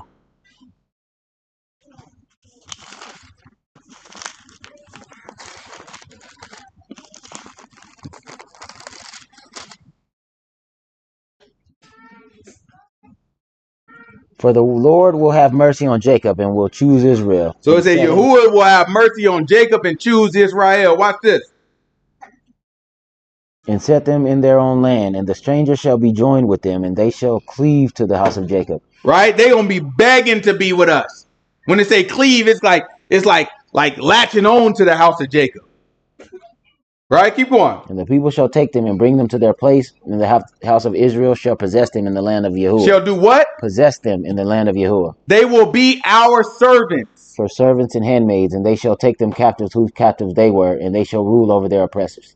They shall take them captives whose captives they were, and they shall rule over who? Their oppressors. Listen, man, I don't know if y'all understand what the book is telling, but it's clear as day. Let's go back to Revelation chapter 13. I don't have no problem with the Hebrew Israelites that believe this. Now believe the rest of it. They're gonna be in the kingdom. What do you think? They gonna go back to the land. They gonna be our servants. They gonna obey our laws, and they not gonna be in the kingdom. I mean, y'all lost y'all darn mind. Yahushua already told you they're going to be in the kingdom. This is Revelation chapter 13. What verse? 11. This is Revelation 13:11. Watch this. And I beheld another beast coming up out of the earth, and he had 2 horns like a lamb, and he spake as a dragon. And he exercised all power of the first beast before him, and caused the earth and them which dwell thereon to worship the first beast, whose deadly wound was healed. Right? So now let's look at all these. He had a dragon, 7 heads, 10 horns, took stars out of heaven. Old serpent, called the devil, called Satan, kicked out of heaven, right? Then you have the first beast, 7 heads, 10 horns, like a leopard, feet like a bear, mouth like a lion, had the dragon's power and seat, overcame the saints, right? Beat us up, right? Then you have the second beast, right? Another thing about the first beast we're going to learn comes out of what? Comes out of the bottomless pit. Remember when we were reading about the 2 witnesses, it said the beast that came out of the bottomless pit. So this first beast comes out of the bottomless pit. So that gives us a little bit of a timeline. We know the bottomless pit don't happen until the fifth trumpet. Right? This is so anybody that's talking about there are beasts right now, though. Let me make that part clear. There are beasts because these beasts are empires. But anybody's talking about the beast that Revelation is talking about, like, oh, we see it right now. We might see precursors of it. We might see what it's going to grow into, maybe. But we do not see the actual beast because the bottomless pit has not been opened yet. Right? Then you have the second beast, which is 2 horns like the lamb. All power of the first beast. It spoke like the dragon, or worshiped the first beast, and does wonders, and it gives the mark of the beast. So the mark of the beast comes from who? The second beast, which is also going to be called the false prophet, which we'll read about later. Let's keep going. This is Revelation chapter 13, verse 14. 14. And what? Wait, 13. Revelation chapter 13, verse 13? Yeah. Revelation chapter 13, verse 13. And he does great wonders, so that he makes fire come down from heaven on the earth in the sight of men, and deceives them that dwell on the earth by means of those miracles which he had power to do in the sight of the beast. That's why this one is called the false prophet, right? Because he did miracles and it deceived people. Keep going. That dwell on the earth, that they should make an image to the beast which had the wound by a sword and did live. And he had power to give life. We'll talk about that too. A wound by a sword, but did live. Because remember, this horn in Daniel 8 was it got rid of 3 horns, and then 1 came in its place. And the book say that in the latter time of its kingdom, right? Is Greece around right now? Yeah. Not the empire, right? Is Greece running the world right now? Do they have a king? Do they run it? Not at all, right? So that means that their empire was way back. It went away, been away for over 1,000 years, right? And then it's gonna come back again. And when that happens, we're gonna look at it like, oh, that was a head that was wounded, and it came back, right? So that's what this is talking about. But we'll talk about it a little bit more later. Keep going. And it had power to give life unto the image of the beast, that the image of the beast should both speak and cause that as many as would not worship the image of the beast should be killed. And he causes all, both small and great, rich and poor, free and bond, to receive the mark on their right hand or on their foreheads. Who gave us a mark on the right hand or the forehead? We don't have to get it if we remember. Angel. The angel. In Are you talking about Ezekiel 9? Yeah. Well, who else? The angel did go out and say, mark everybody, but in the 144,000. 144,000. But who else before that? What did our law say? Oh, yeah. Didn't our law say our commandments would be like a frontlets between our eyes and like and on our hand? All right, let's get it real quick. Deuteronomy chapter 6. I'm not familiar. It's Deuteronomy chapter 6. Go ahead and jump on down to verse 6 in the interest of time.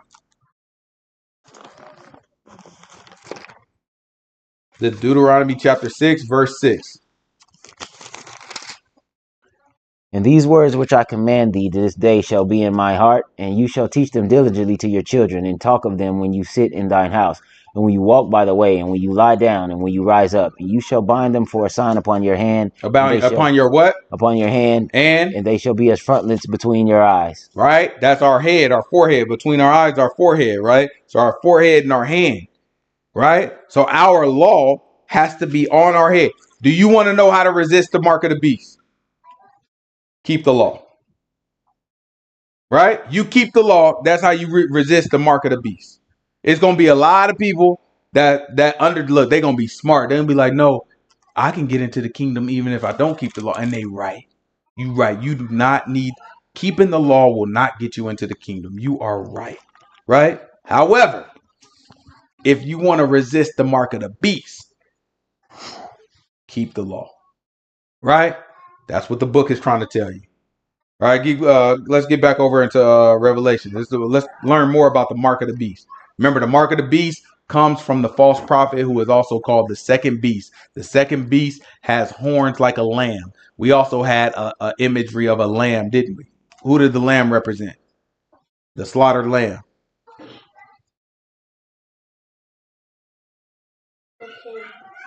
What? No, it represented Yahushua, right?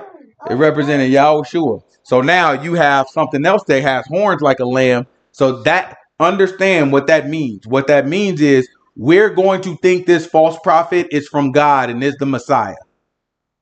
That's what it's trying to present to us. People are going to mistake this as being from God and the Messiah, right? That's what is that's what's presented. This thing is going to be calling fire out of the air. Who else was calling fire? Elijah. The 2 prophets. Right, Elijah and Moses, who we believe the 2 prophets to be, they were calling fire out. So there will be things. You remember when Moses was doing miracles and the first couple signs that he did, the magician did the same thing. It's going to be a similar type of event, and people going to have to sort through what's real and what's not. And if you don't know the scripture and you don't keep the law, your butt going to be a goner. Y'all darn getting COVID shots. You know what I'm saying? You think these people boast themselves up against Satan and boast themselves up against the Most High God, and they're going to get a COVID darn shot. Well, I have to keep my job. And I ain't making fun of y'all because I know a lot of people did. I got friends that darn. I ain't trying to make fun of y'all. But it's just like, just know that you're not ready. You're not built. You're not built for it yet. You're just not built for it. So get that out of your mind. The God going to protect. No. You got the COVID shot. That is the best, that's the best real world experience for you right now. You got the shot. You're not ready. This is just a test and you failed it.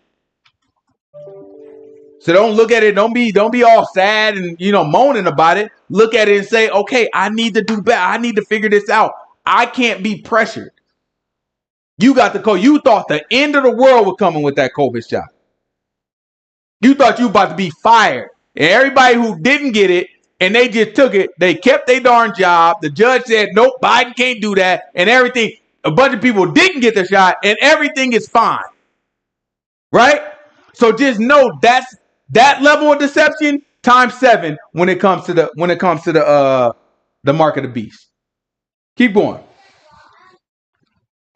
And that no man might buy or sell except that he has the mark or the name of the beast or the number of his name. Man, I got it. What they be saying now? You know what I'm saying? They trying to take money out of my mouth. I got to feed my kids. They trying to take money. That's how people look. When people say that, they trying to take money out of my mouth or my family mouth. That's what people justify to do something foolish, do something crazy. What you think gonna happen when they say, nah, look, you know what I'm saying? You got the mark. You ain't got the mark. No, man, you can't. Your money ain't even good around here. You know what I'm saying? Your little digital currency. You know what I'm saying? Let me see your phone. Your phone ain't marked, bro. Go talk to the false prophet. You know what I'm saying? Like, go talk to the second beast. You know what I'm saying? Make sure, look, get the stamp. Then you can come back. Remember, the world gonna be towed up. World gonna be towed up. Buildings fell over. All stuff. It's gonna be a mess. You know what I'm saying? Everything gonna be scarce. You're not gonna have a lot of resources. A lot of the water is poisoned. A lot of the grass and the green is towed up. The cows can't eat. So it's gonna be a privileged position. Look, man, I'm just coming. Just think, post-apocalyptic world. You going. Nobody got nothing. You can walking around with a little dog or something. You know what I'm saying? Hunting, because the dog if somebody come out and try to kill you, the dog gotta warn you. You go out and it's like, hey man, can I get in here? I know y'all heard y'all got food in this village. And we're like, yeah, we can, but the false prophet told us we gotta check everybody for a mark. We got people that can give you the mark around the corner. We can't give it here. We're not authorized, but you can get the mark over there. All right, man, I'm gonna go get the mark real quick. We hungry, man. We just need somewhere to be. Me and my dog. You know what I'm saying? Get the mark real quick. It ain't that bad anyway. I mean, a false prophet brought fire and he said he God. You know what I'm saying? Why not? That's how it's gonna be. And that's how quick a lot of y'all gonna crumble if you don't understand principled obedience to the law of the Most High God. Keep going. Here is wisdom. Let him that has understanding count the number of the beast, for it is the number of a man. And the number of the beast is the number of a man. Watch this. And his number is 600, 306. The number of the man is 600. 306. 306. What does that mean? 666. It is the 666th man. It's the count of a man. I can't tell you what this is talking about. Right? What I can tell you is there's going to be a sequential count that when we get to this point, we'll be able to say, all right, we on number 665. And then this one, the one after 665, is going to be the one we talking about. That's going to be the beast. So now y'all got to do some research and figure out what sequential count could this be talking about and what number are we on today. And if you can figure it out now, then you might be on the right path to figuring out exactly when all this stuff is going to happen. You know what I'm saying? You talking about the popes. I think the popes is on like 600. It's on like 300 something right now. 200, 300 something. So that suggests we a long ways away. A lot of people will throw that out because I personally think we a long ways away myself. You know what I'm saying? I think we still got a lot of time left. You know what I'm saying? But who knows? It could be the count of the popes. It could be the count of the leaders of Greece. It could be the count of all types of stuff. We don't really know. All I'm saying is pay attention, because what this is saying, this is not 666 as in you just see a number. This ain't listening to a Drake song. He said 666, you know what I'm saying? When he said 666, you know, Drake be doing that 666, you know what I'm saying? That ain't what he talking. It ain't Drake. You never know, you know what I'm saying? But it don't look like it's Drake right now. You know what I'm saying? It's the number of a man, right? I'm saying it's going to be a sequential count. It look like to me it's going to be a sequential count of a man. You know what I'm saying? You can be like, okay, this is man number 665, and now this is man number 666. This is our guy. Okay? That's the end of the chapter? Mm-hmm. Give me chapter 14. Let's zoom through it real quick. went downstairs in a couch. And I looked, and lo, a lamb stood on the Mount Zion, and with him 144,000, having his father's name written in their foreheads. So notice that it's following the same pattern that we read before. Remember, you had on the sixth trumpet, you had the two witnesses. The beast came up, confronted the two witnesses, killed the two witnesses. They resurrected, got taken right into heaven. And then the beast was there until the seventh trumpet. A bunch of earthquakes happened. And then they said, Yah had the earth. Right? The Messiah took over the earth. It didn't give us no details about what happened to beast at that point, but it did tell us somehow the Messiah took over the earth. Now this is going to give you the same thing from a different perspective. Now it gives you a little bit more information. You got the dragon, then the beast, then the second beast, right? And now it's telling you, now Yahushua pop up, the lamb, right? Let's read it. Watch this. And I heard a voice from heaven as the voice of many waters, and as the voice of a great thunder. And I heard the voice of harps harping with their harps. And they sung, as it were, a new song before the throne, and before the four beasts and the elders. And no man could learn that song but the 144,000 which were redeemed from the earth. Right? So now the seventh trumpet that we read about is describing what happened when the seventh trumpet didn't give us details about what happened. It just kind of let us know it just skipped it. It was like, yeah, this became the world of the Messiah now. Right? This is giving us a little more detail about what happened when that seventh trumpet blew. When we heard that seventh trumpet, this is what happened. Watch this. These are they which were not defiled with women, for they were virgins. These are they which follow the Lamb wherever he goes. These were redeemed from among men, being the first fruits of God unto the Lamb. In their mouth was found no guile, and they were without fault before the throne of God. And I saw these are the 144,000 that was mentioned earlier. That 144,000, the ones where they were selected of each tribe, is telling you now that they've never been with women. They were men that were virgins, right? So remember when Yahushua, we don't have to get it, but remember when Yahushua said, man, people could become a eunuch for the kingdom's sake. This is what he was talking about. And I saw another angel fly in the midst of heaven, having the everlasting gospel to preach unto them that dwell on the earth, and to every nation, kindred, and tongue, and people, saying with a loud voice, fear God and give glory to him, for the hour of his judgment is come, and worship him that made heaven and the earth and the sea and the fountains of waters. And there followed another angel, saying, Babylon is fallen, that great city, because she made all nations drink of the wine of the wrath of her fornication. Right. So now this is the first time we heard about Babylon. Right. So it doesn't give us details about what Babylon is, who Babylon is, or anything like that. But later on in Revelation, it does. But it's going to tell us that from a different perspective. So it's like layered. You know what I'm saying? It's like it tells a story this way. Then it tells a shorter version of the story here. Then it's about to tell another short version. Then it's going to tell another long version that's going to go into details of Babylon. Right now, we're on one of the short versions. Okay. And the third angel followed them, saying with a loud voice, if any man worship the beast and his image, and receive his mark on his forehead or his hand, the same shall drink of the wine of the wrath of God, which is poured out without mixture into the cup of his indignation. And he shall be tormented with fire and brimstone in the presence of the holy angels and in the presence of the Lamb. Who told us first about the wine of Yah's wrath? Jeremiah, right? Didn't Jeremiah had a cup? Most High God told him to take a cup and take it to all the leaders. And what they had to do when he took it to the leaders? They had to drink it. And what if they didn't want to drink it? They still got it. Most High God said, even if you don't drink it, you still get it. You better play along. I'm trying to show you something.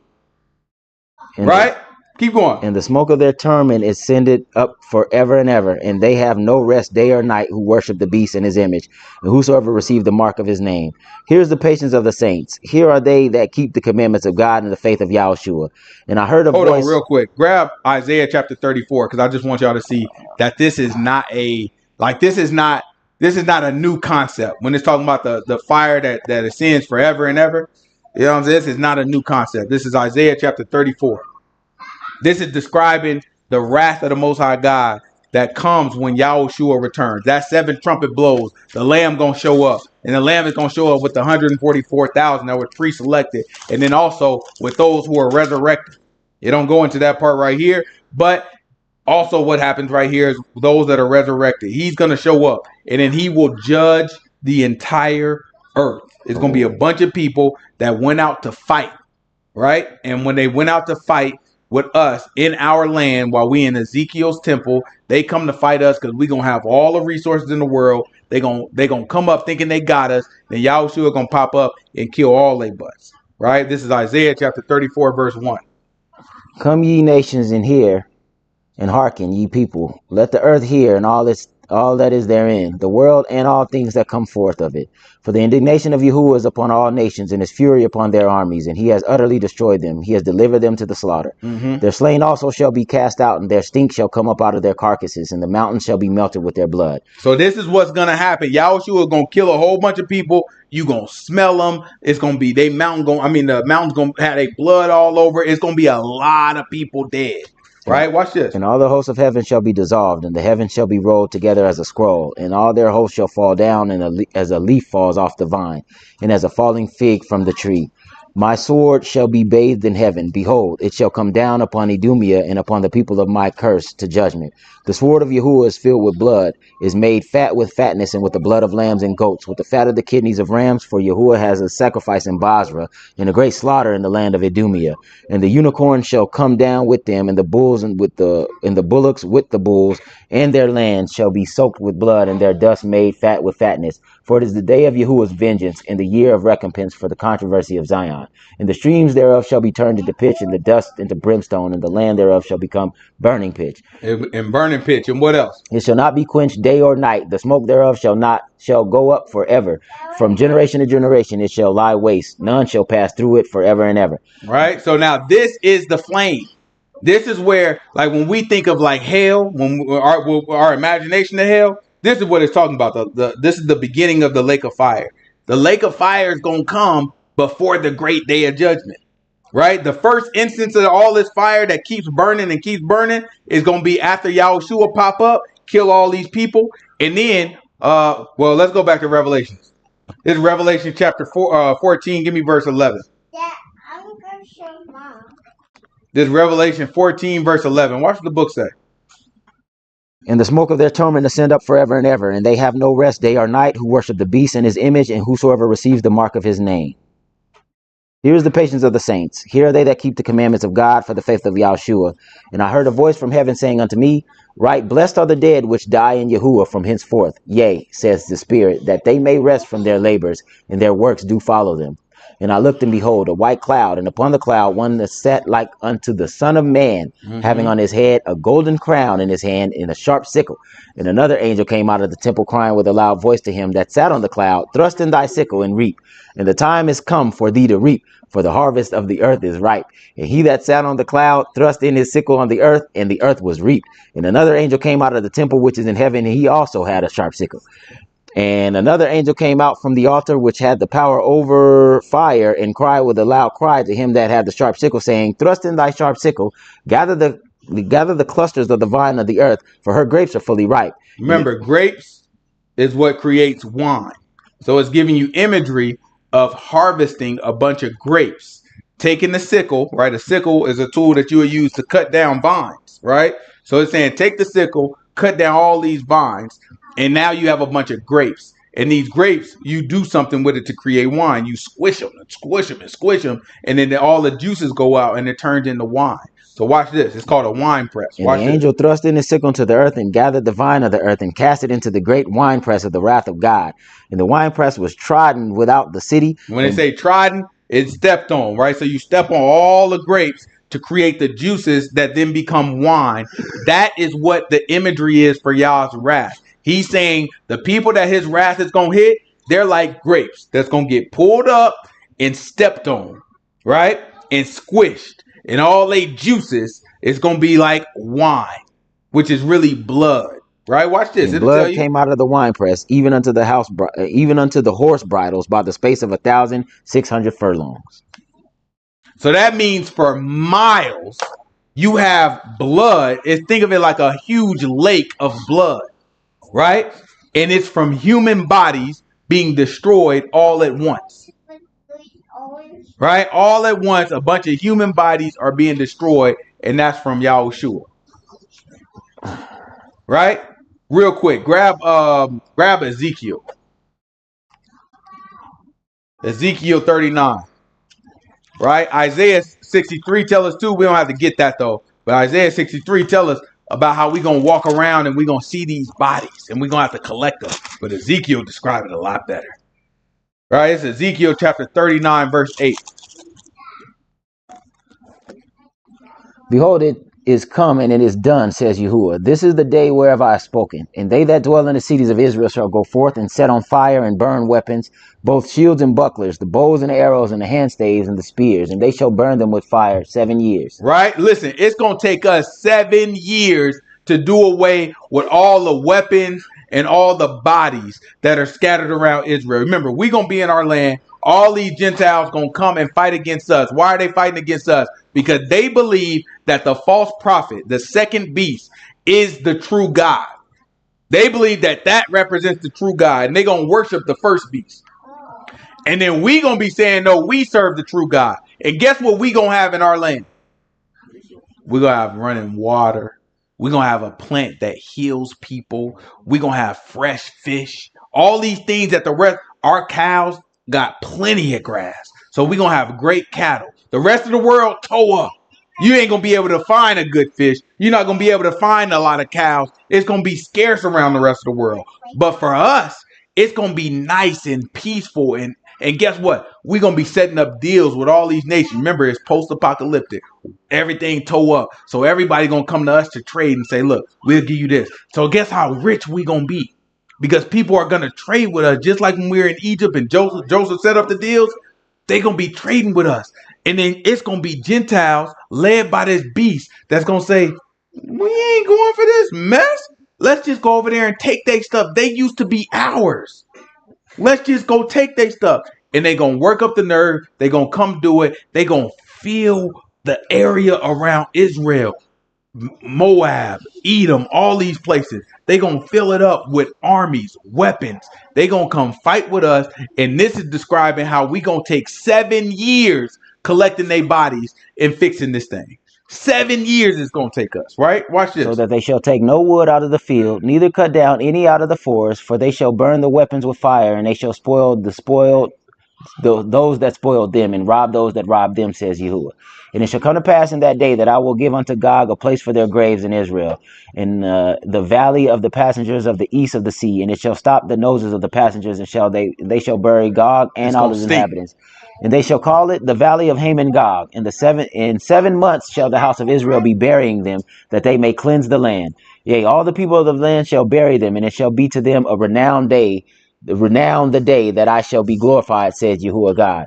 And they shall sever out men continual employment, passing through the land to bury the passengers, those that remain upon the face of the earth to cleanse it. After the end of 7 months shall they search. And the passengers that pass through the land, when any seeth a man bone, then shall he set up a sign by it. You got to mark it, right? To the buriers have buried it in the valley of Haman Gog. Right. You got to mark it. You're going to look at it. You're going to see it. After we thought we got it all, if somebody passed by, be like, I see a bone.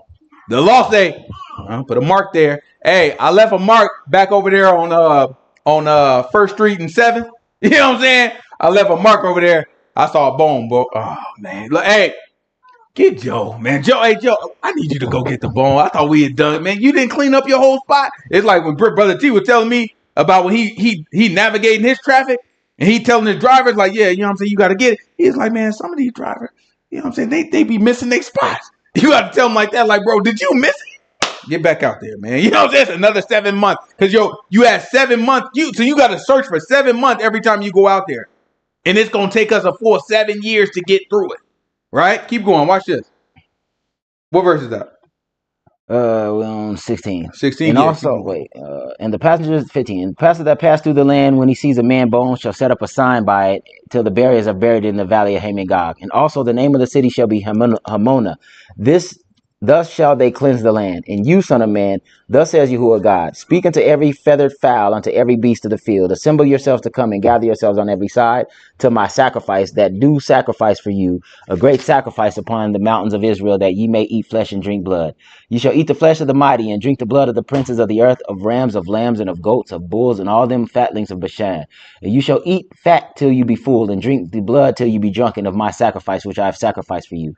Thus shall you be filled at my table with horses and chariots and with mighty men and all men of war, says Yahuwah God. He's saying that he's going to kill all these people as if it was a huge sacrifice. And I will set my glory among the heathen, and the heathen shall see my judgment that I have executed and that my hand have laid upon them. So the house of Israel shall know that I am Yahuwah God from that day forward. And the heathen shall know that the house of Israel went into captivity for their iniquity, because They went into transgressed what? captivity for their iniquity, because they transgressed against me. Therefore I hid my face from them and gave them into the hand of their enemies. So fell they all by the sword. All of them by the sword. According to their uncleanness and according to their transgressions have I done unto them, and hid my face from them. That's Therefore, thus says, That's good. All right. Right? So we look at them and they all fell by his sword, right? That is like, that's how gruesome this is about to be. That's what Revelation is trying to describe to you about all the blood, right? Up to if you riding a horse, it's coming up to the face of your horse. That's how high the blood is, probably up about 5 feet, 4 or 5 feet, maybe higher, right? It's going to be disgusting. It's going to stink. And we're going to have to take 7 years to get this stuff completely cleared out. Right? That's what we're dealing with. So that's Revelations up to chapter 14. That ends another perspective, right?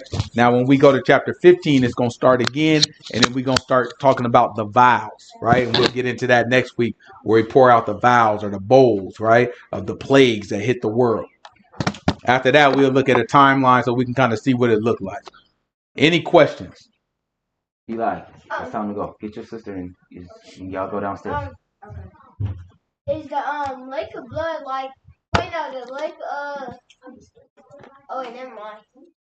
All right, well, let's pray out.